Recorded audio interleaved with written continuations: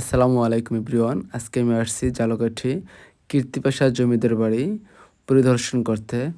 এখানে আস্তে আস্তে জমিদার সামনের বাড়ি দিকে এগোচ্ছি। মূল ফটক থেকে ভিতরে ঢুকে এখানে দেখা যাচ্ছে সেই ফটকের বিভিন্ন কারুকার্য নিদর্শন, আমরা আস্তে যা আস্তে হয়তো অনেক এই বছর সরু পথ আগের ধরে এর পুরনো ভিতরে দৃশ্য। যাচ্ছি।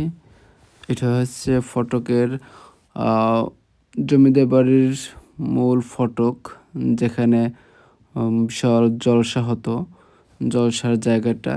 এখান থেকে আমরা আস্তে আস্তে করে ভিতরে যাব। সম্পূর্ণটা ঘুরিয়ে দেখাচ্ছি।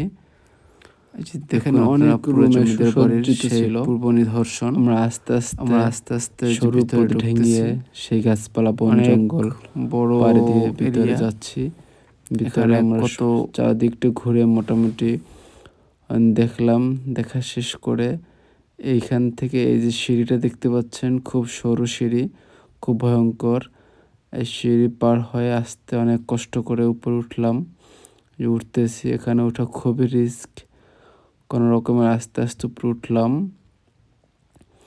উপরে উঠে এই যে উপরে উঠতেছি উপরে উঠে যে আমরা দোতলায় উঠে গেলাম। দোতলায় উঠে এপাশটা দেখলাম, এই যে চারিপাশটা ঘুরিয়ে দেখাচ্ছে আপনাদের।